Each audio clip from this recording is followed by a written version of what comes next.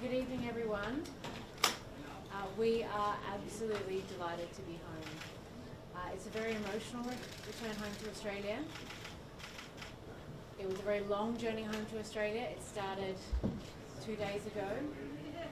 Julian was released from bail in the UK early on Monday morning UK time. We had to spend 12 hours in Stansted Airport before we boarded a flight to Bangkok. Another 8 or 9 hours in Bangkok before we flew to Saipan, where Julian entered his plea.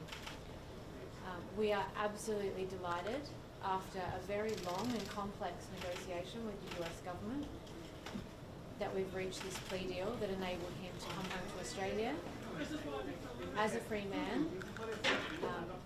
The agreement is that he will spend no more time in prison. The terms of the plea deal are, unfortunately,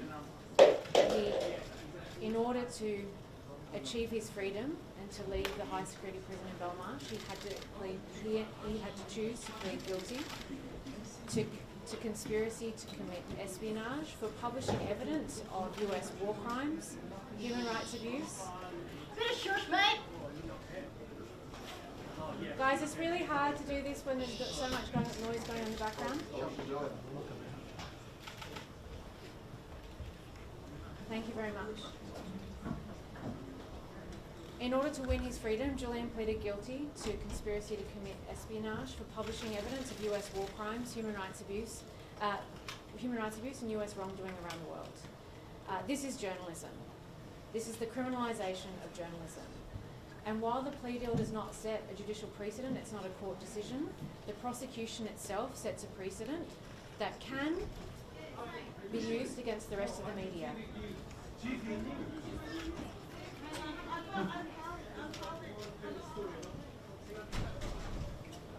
It's important that journalists all around the world understand the dangerous precedent that this prosecution has set.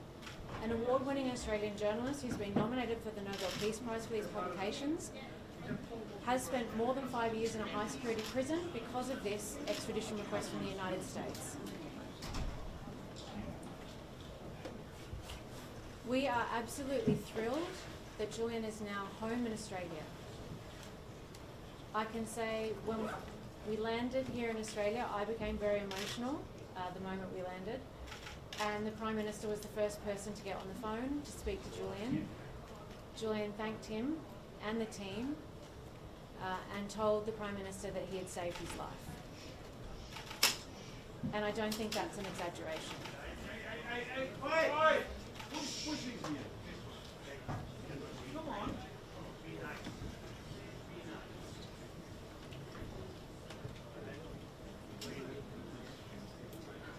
I want to take this opportunity to thank the Prime Minister Albanese, for his principled leadership, the statesmanship and diplomacy that he showed in leading the effort to bring Julian home to Australia. It was as opposition leader that he said enough is enough, that there was nothing to be served by Julian's ongoing incarceration. As Prime Minister, he kept his word. He raised it at the highest level at every single opportunity. He has continued to ask the US to bring this to an end, and his efforts completely changed the situation for Julian and enabled our negotiations with the US government that allowed us to reach this outcome. I also want to thank our ambassador to the US, Kevin Rudd, our former Prime Minister, whose relentless efforts in Washington, working together closely with us, with myself and my co-counsel Barry Pollock, completely changed our relationship with the US and completely changed the negotiations. Without his efforts and his adept diplomacy, we would not be in the position we are today, and Julian would not be home. I also want to thank Stephen Smith, our High Commissioner in London, who worked tirelessly, and the team at DFAT, the consular staff who really facilitated our trip home and were incredibly kind to Julian along the way. This is a huge win for Australia and for Australian democracy. This is a huge win for free speech. This is a huge win for Australia that our Prime Minister stood up to our ally, the United States, and demanded the return of an Australian citizen. And that Julian came home today is the product of 14 long years of legal battles, political advocacy and ongoing campaigning, not just by us, but by so many people in this community. A global movement was created around Julian and the need to protect free speech, and it's that global movement that has led to his release today.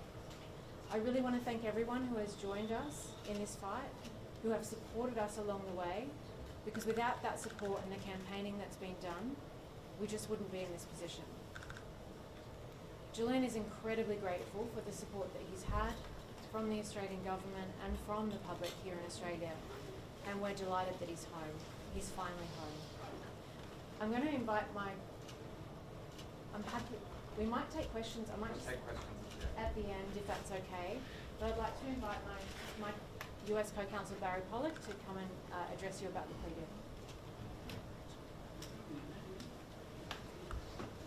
deal. Good evening. Earlier this evening, earlier today in a courthouse in Saipan, we had a hearing that brought to a close a prosecution that never should have been brought. Julian Assange has, for so many years, sacrificed for freedom of speech and freedom of the press. He's sacrificed his own freedom. And finally today that tragic situation ended, and we are all grateful that Julian is back home in Australia where he belongs, back with Stella, back with his children, reunited with his father. It is unprecedented in the United States to use the Espionage Act to criminally prosecute a journalist or a publisher.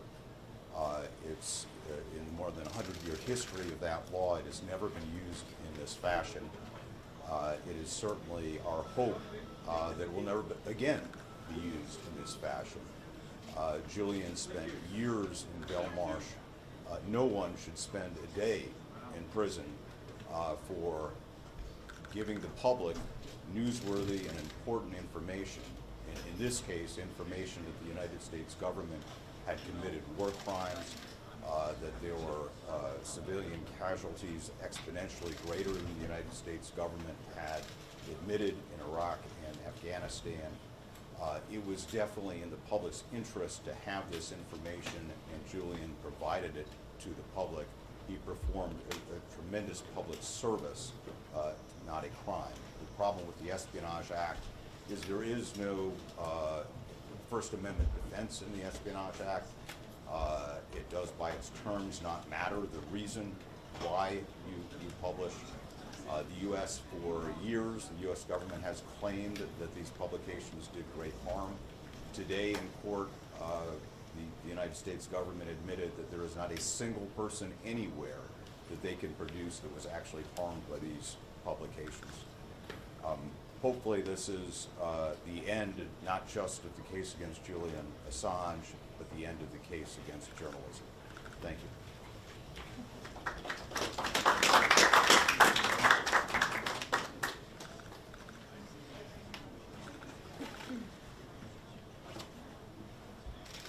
I wish to thank the Prime Minister, Albanese,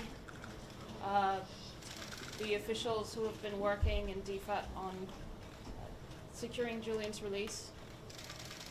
I'd also like to thank the Australian people who have made this possible, because without their support, there would not be the political space to be able to achieve Julian's freedom. And that support is across the board.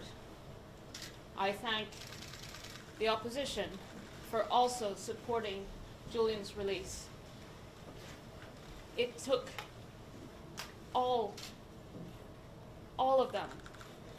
It took millions of people.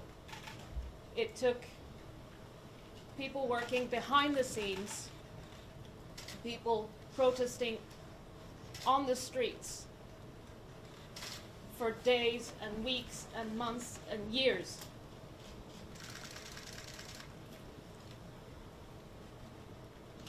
And we achieved it.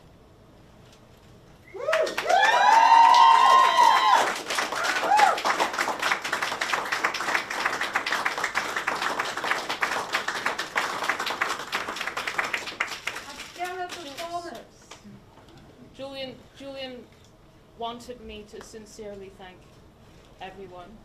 He wanted to be here. But you have to understand what he's been through. He needs time. He needs to recuperate. And this is a process. I ask you, please, to give us space, to give us privacy, to find our place, to let our family be a family before he can speak again at a time of his choosing.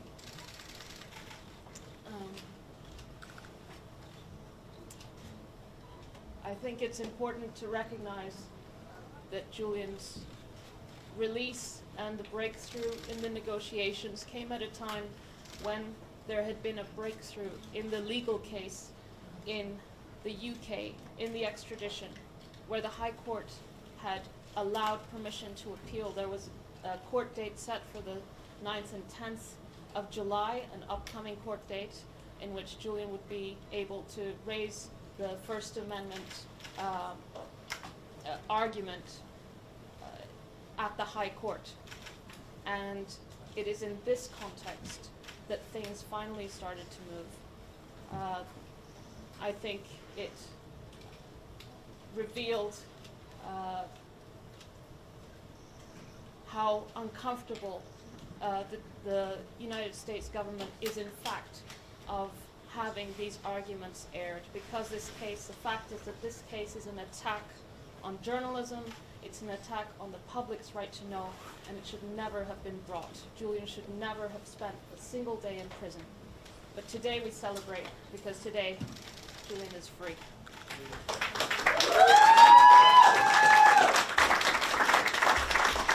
We'll take 10 minutes of questions, just address them to the individual, and I'll tell you when we're out last 3 or so. I think the first question, Ms. Robinson, is the return of Julian Assange has revived this huge debate about whether his activities were right or wrong.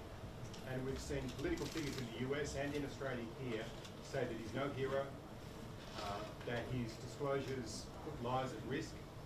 Some Democrats don't like the disclosures about Hillary Clinton, for instance. What's your response to this sort of fundamental argument that's been made against Julian Assange, that he put lives at risk, for instance, and that his disclosures were not in the public interest? Well, to start with, there's no evidence of any actual harm, and that's exactly what the US government acknowledged in court today in Saipan. So there is no evidence that anyone was physically harmed as a result of those publications. The public interest in those publications is clear. Evidence of war crimes, that the US had not disclosed the extent of civilian casualties in Iraq and Afghanistan, the use of torture and other forms of human rights abuse around the world. There is no denying the public interest in WikiLeaks publications, which is reflected in the reasons why WikiLeaks has won the Walkley Award for Most Outstanding Contribution to Journalism, the Sydney Peace Prize, the fact that Julian's been nominated for the Nobel Peace Prize every year since those publications. So to suggest that this was not in the public interest, I don't understand the basis upon which they could possibly suggest that. And so I think this is clear. Stella, can we have a question please? That moment on the tarmac where you embraced Julian, it must have been incredibly surreal. Was that the moment you realised that this was over to be Yes, I was overcome by emotion when I first heard there were crowds cheering that I didn't even know were there behind a fence because it was dark. And then I heard them cheer more and more and flashes, and then I turned the corner and then I saw that Julian was coming, and we embraced, and I mean, I think you've seen the pictures. I don't want to express in words what is obvious from the image. Stella, what comes next for Julian Assange? Will this revitalise WikiLeaks? Will he pursue a career in politics or what have you? What's next? Julian needs time to recover, to get used to freedom. Someone told me yesterday who had been through something similar that freedom comes slowly. And I want Julian to have that space to rediscover freedom slowly and quickly. Jen, as one of my colleagues mentioned the Podesta files earlier, I think he may not have read them. Could you, now you have the opportunity, just remind us of how that actually reformed the DNC and the corruption within? The Podesta files were really good for the Democratic National Congress, yes?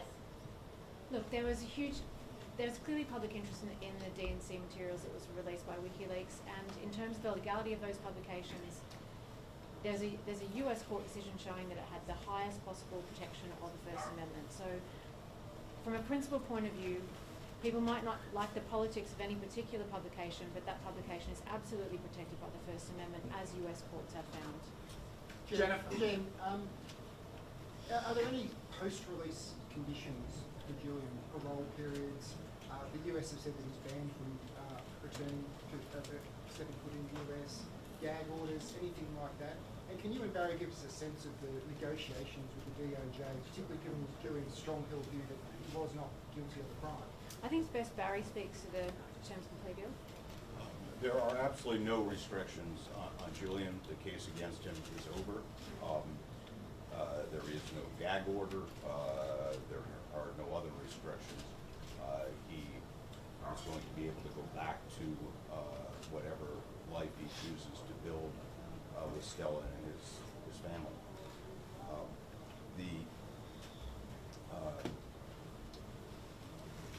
The negotiations were a protracted process that went on for several months, sort of in fits and starts.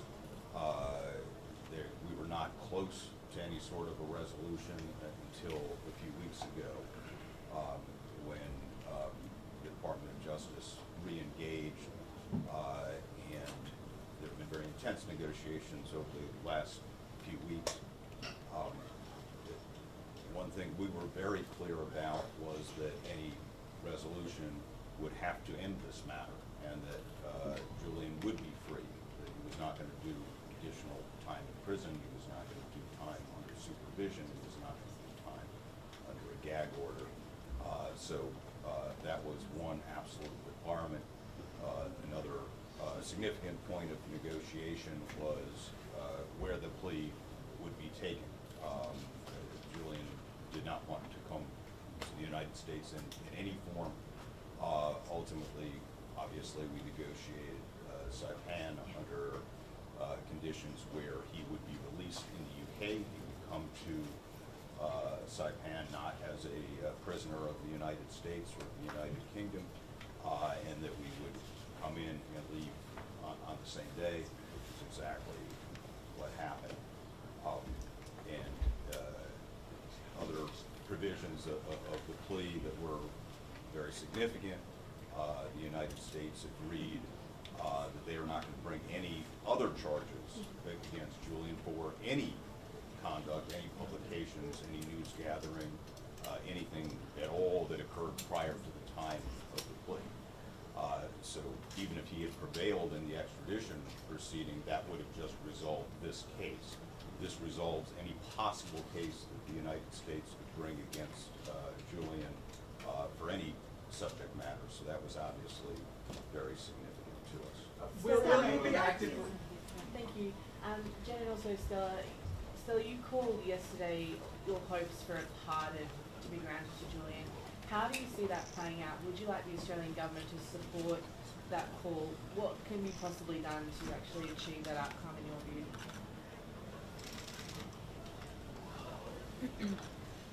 Look, I think today we celebrate Julian's freedom. Today is the day that the plea deal was approved by the judge. I think it's also a day where I hope journalists and editors and publishers everywhere realize the danger of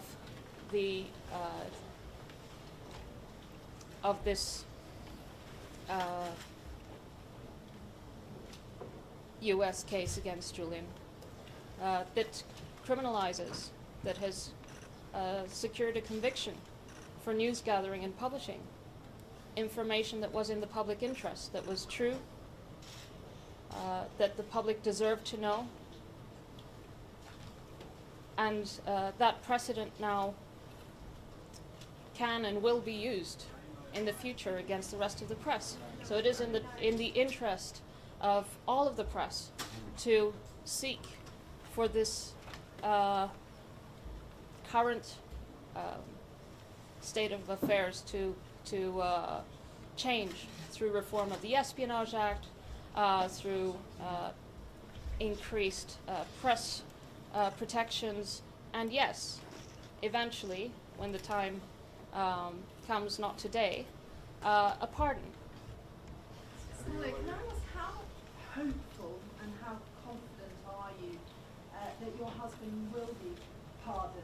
And what do you think has been at the absolute core of the shift in sands here that's enabled his release?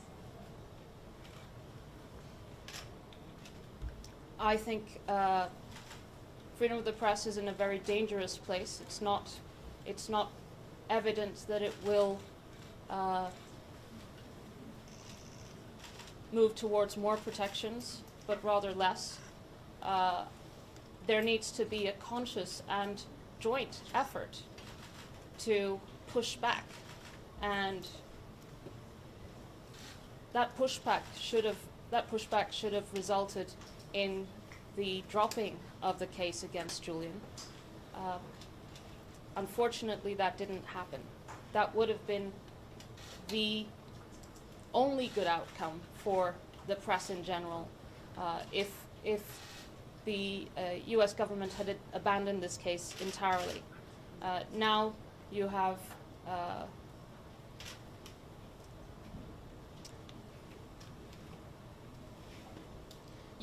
the press in a as vulnerable position as Julian has been. And that came the day the indictment came down. Let's be clear about that. That didn't come down with this conviction. And frankly, that mobilization should have happened years ago. And that's what enabled the conviction. Is Mr. Assange I think he'll be pardoned if the press unite to push back against this precedent, because it affects all of you. It affects your future ability to inform the public and to publish without fear.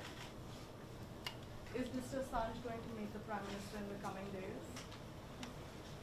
No comment. Can we have 3 more questions? Here, Stella, here. But what I can say from the phone call with the Prime Minister this afternoon when we landed is that he is delighted that Stella and Julian are both now in Australia, and we certainly hope that at some point they'll be able to meet. Does Julian plan to keep going with WikiLeaks and publish more documents, more journalism? Look, he just arrived in Australia after being in a high security prison for over 5 years and a, how long, 72-hour flight or something like that.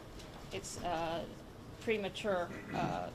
Julian has to recover. That's the priority. And the fact is that Julian will always defend human rights, will always defend victims. He's always done that. And that's just part of who he is. He is deeply principled. And he remains deeply principled. And unafraid. Stella, here in Spanish, please. Thank you very much, everybody.